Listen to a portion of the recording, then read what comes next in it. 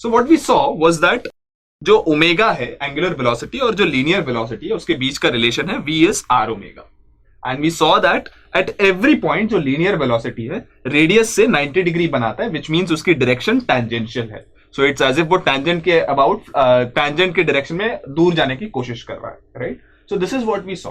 Now हम इस expression से नोट कर सकते हैं कि अगर ओमेगा कांस्टेंट हुआ, मतलब उसको घुमाने की जो एंगुलर वेलोसिटी है अगर वो कांस्टेंट रहा तो v भी कांस्टेंट रहेगा. हर पॉइंट पे v का जो मैग्नीट्यूड है इट विल रिमेन कांस्टेंट.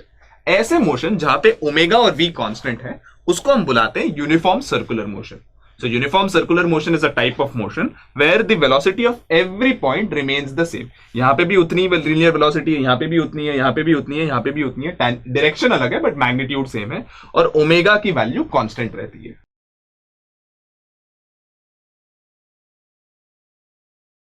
तो हम जब सर्कुलर मोशन देख रहे थे, even when we were analysing uniform circular motion, what we saw was that every point पे अगर मैग्नीट्यूड भी सेम रहा, टैंजेंट का डायरेक्शन बदलता रहता है.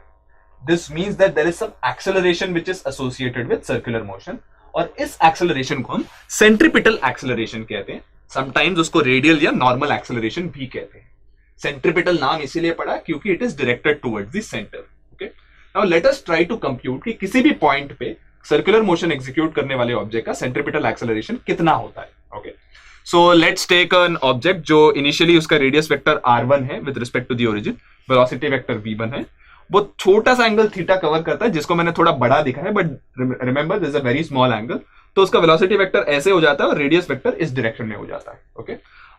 Now clearly what I am going to do is मैं रेडियस वेक्टर के ट्राइंगल्स और वेलोसिटी वेक्टर ट्राइंगल्स को अलग बनाने वाला हूं. रेडियस r1 इस तरफ है, r2 इस तरफ है, तो r2 minus r1 delta r, r2 minus r1 change in r इस तरफ होगा, right, as per the vector triangle law. Similarly, v1 इस तरफ है, v2 इस तरफ है, v2 माइनस v1 इस तरफ होगा, which is nothing but delta v. Okay. Now अगर आप नोटिस करें, क्योंकि ये एंगल बहुत स्मॉल है, so v1 is approximately going to be equal to v2, क्योंकि बहुत छोटा एंगल कवर किया, ज्यादा खास चेंज नहीं होने वाला है in velocity. r1 is equal to r2, radius है equal to r. So इसका मतलब ये है कि v1 by r1 is v2 by r2. Okay. अब इन दोनों ट्राइंगल्स को हम नोटिस करें, you'll realize that क्योंकि v1 by r1 is v2 by r2 और दोनों के बीच का एंगल थीटा है, क्योंकि r1 और r2 के बीच का एंगल थीटा है और v1 is perpendicular to r1 and v2 is perpendicular to r2, v1 और v2 के बीच में भी एंगल थीटा होने वाला है. सो ये दोनों सिमिलर ट्राइंगल्स हो गए, राइट, बिकॉज साइड्स का रेशियो सेम है और इंक्लूडेड एंगल इक्वल है इफ यू रिमेंबर ज्योमेट्री. तो हम कह सकते हैं सिमिलर ट्राइंगल्स अगर ये है, what we can say is that delta r by delta v by delta r has to be equal to v1 by r1. ये सिमिलर ट्राइंगल्स की प्रॉपर्टी होती है which is nothing but v by r. तो हम इसको slightly reshuffle करें, delta v is v by r into delta r. अब क्योंकि हमें एक्सेलरेशन निकालना है, डेल्टा v एक्सेलरेशन होता है delta v by delta t. So अगर हम सब्स्टिट्यूट करें that would be equal to v by r delta r by delta t.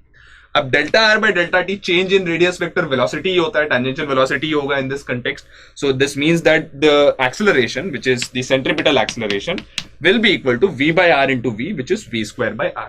So, इसका मतलब है इवन इफ द वेलोसिटी का magnitude is constant, directed towards the centre एक acceleration होने वाला है जिसकी मैग्नीट्यूड है v square by r, where v is the tangential velocity.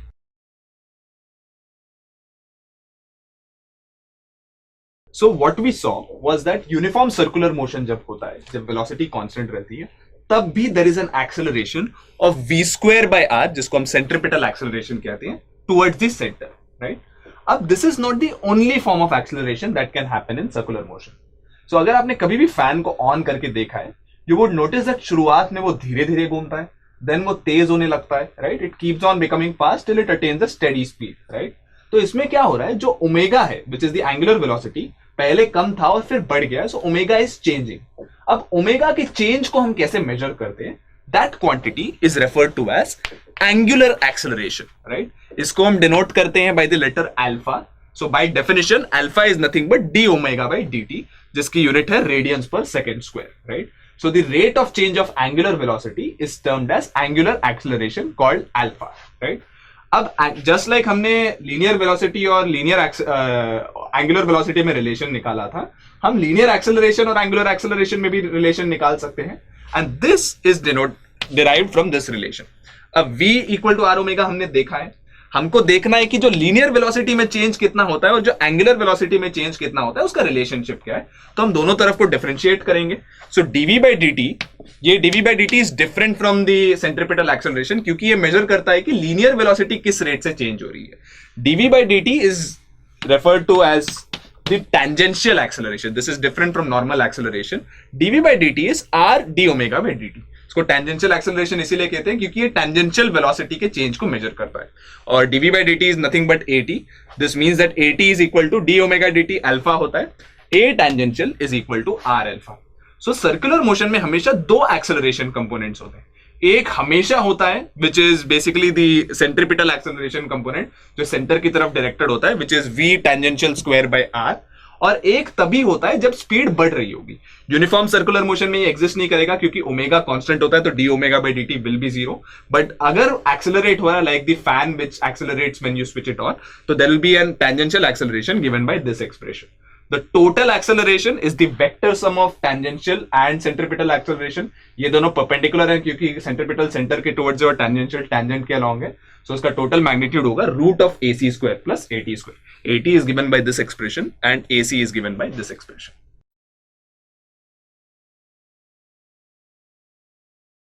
So by now we have defined all the parameters जिससे हम circular motion को आसानी से describe कर सकते हैं।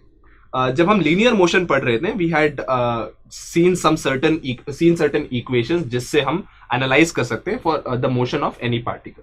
अब सर्कुलर मोशन में what are the corresponding equations? Linear motion में हमने देखा था कि अगर कांस्टेंट एक्सेलरेशन रहा तो हम तीन इक्वेशंस यूज करते हैं। एक था v equal to u plus a t, एक था v square is u square plus 2as, and तीसरा था s equal to u t plus half a t square. v was the linear final velocity, u linear initial velocity, a acceleration था, t time था और s displacement था, right. All these were valid only for constant acceleration. और इसकी derivation हमें कैसे मिली? By simply using the definition.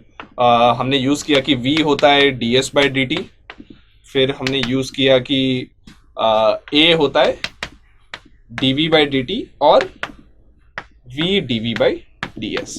इससे ये सारे डिराइव हुए फॉर कांस्टेंट एक्सेलरेशन। अब जब सर्कुलर मोशन आ जाए, ये इक्वेशंस एक्चुअली ज्यादा बदलते नहीं है क्योंकि circular motion and linear motion में काफी सिमिलैरिटी है। In fact the only change that happens is जो हमारा v वेलोसिटी टर्म्स है सर्कुलर मोशन में, वो एंगुलर वेलोसिटी बन जाता है। जो एक्सेलरेशन है वो सर्कुलर मोशन में एंगुलर एक्सेलरेशन बन जाता है। इवन जब हम डिफाइन कर रहे थे ये सारे पैरामीटर्स, वी सॉ दैट काफी सिमिलैरिटी थी इनकी डेफिनेशन में, इसलिए इनके इक्वेशंस भी काफी सिमिलर होते हैं। So all that happens is that ये जो equations है they remain as it is, क्योंकि definition omega just like v is ds by dt, omega d theta by dt होता है, just like a is dv by dt, alpha होता है d omega by dt. So the equations also will not change, right? We'll not go into the derivation details, but they remain roughly the same. So what happens is that जो u है initial velocity linear motion में, circular motion में वो quantity बन जाता है angular initial velocity, initial omega बन जाता है। फाइनल वेलोसिटी बन जाता है final angular velocity which is omega final, this is omega initial, right. जो लीनियर एक्सेलरेशन था लीनियर मोशन में, सर्कुलर मोशन में उसकी जगह कौन सी क्वांटिटी होगी? Angular acceleration alpha. और जो डिस्प्लेसमेंट था सर्कुलर मोशन में, हम angular displacement which is delta theta, जो रेडियंस में मेजर करते हैं, वो यूज करेंगे। So if we make those transformations, ये इक्वेशंस बेसिकली बस बन जाएंगे। Omega final is omega initial plus alpha T, exactly like v equal to u plus at. Omega final square is omega initial square plus 2 alpha delta theta, and delta theta s की जगह delta theta आ जाता है, is omega initial t plus half alpha t square.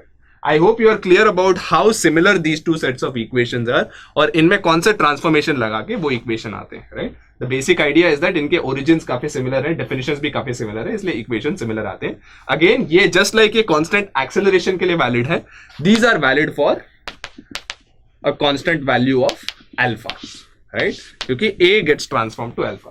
So अगर angular acceleration constant है, those are the equations that we will apply. So to make sure आप kinematic equations लगाना समझ गए, here is a quick question.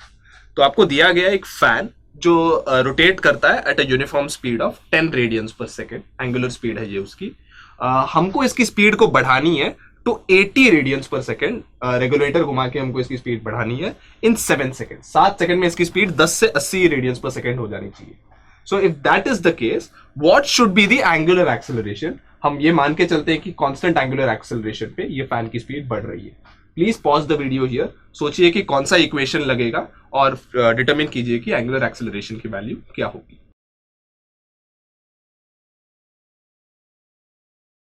सो अगर हम इस सवाल में देखें हमें दिया क्या क्या गया है. We are given the initial angular velocity which is जिसको हम डिनोट करते हैं ओमेगा इनिशियल से. हमको फाइनल एंगुलर वेलोसिटी दी गई है which we denote by omega final, और हमको निकालना है alpha and we are also given the time interval. अब omega final, omega initial, alpha और टाइम को रिलेट करने वाला इक्वेशन क्या है? If you remember it is omega final is omega initial plus alpha t. हम अगर ये सारे वैल्यूज यहाँ पे सब्स्टिट्यूट करें, we obtain the equation as 80 जो फाइनल एंगुलर वेलोसिटी है मस्ट बी 10 जो इनिशियल एंगुलर वेलोसिटी है प्लस अल्फा इंटू 7. राइट, सारे एसआई यूनिट्स में, right, radians per second, this is also in second. So alpha की value भी हमें SI units में आएगी and if we solve this, alpha की वैल्यू निकलती है 70/7 which is 10 radians per second square in SI units. So clearly अगर हमें इस स्पीड को 7 सेकंड में 10 से 80 बनाना है इसकी एंगुलर स्पीड को, the angular acceleration has to be 10 radians per second square. I hope you can clearly see कि how it is similar to linear case में हम v equal to u plus at कैसे लगाते हैं, and hopefully you can use these equations to solve any problem involving constant angular acceleration.